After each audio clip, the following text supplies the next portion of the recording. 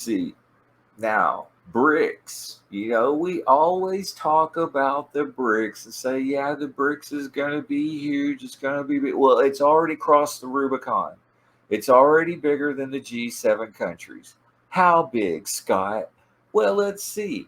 BRICS is 30% of Earth's landmass, 45% of Earth's population, and 33% of Earth's GDP.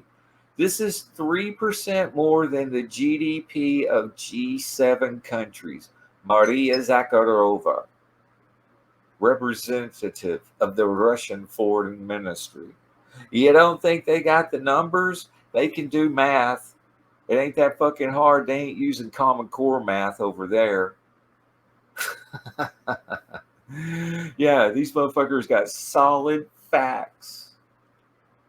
They're bigger than the G7 now. The bully no more. The West is no longer the bully. The only thing that they can do now is false flag terror attacks. And this brings up Operation Gladio. And Chief in the chat, he was talking about it, posted a link, and I went and watched a clip of it. Thank you, Chief. And it was pretty good. Interesting enough, I knew about freaking 90% of that shit. I don't know the names and some of the, operations or anything and other start, but as far as some of the major points of it, oh yeah. And a lot of people, y'all are already dialed in on this shit too. And the one thing that was brought up was talking about McCarthy. And and I've talked about McCarthy before. He was the one that was being smeared by our own government because our own government was the one who brought it. He was relating it to communism. He was saying this is all communism. Really, it was Nazism. And that's just the early forms of communists. But, I guess he was still stuck on the Russia. He wasn't really probably realizing how far and deep that it was really going.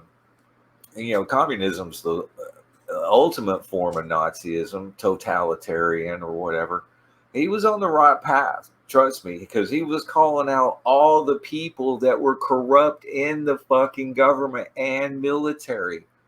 Oh, really? He's like, yes, really. So you can go and pull. It's hard to find anything that's not completely twisted. You have to try to just look up McCarthy. You can go find McCarthyism. They'll say, oh, yeah, he was wrong and all this other shit. But just listen to this little quick paragraph and you make up your own mind and see if it doesn't sound very striking to today. McCarthy is increasingly irresponsible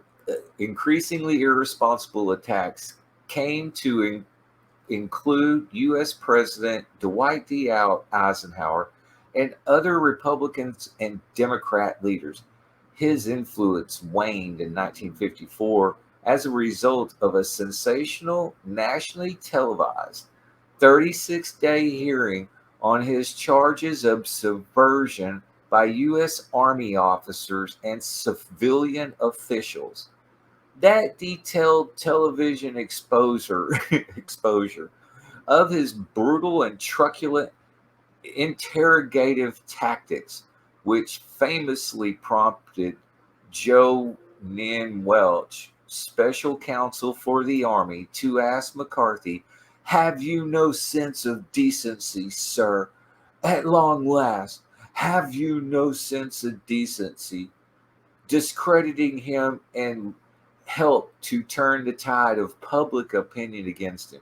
Okay, translation. McCarthy was calling out all the corrupt public officials in the Republican and Democratic Party and in the U.S. military for what? Importing Nazis from Operation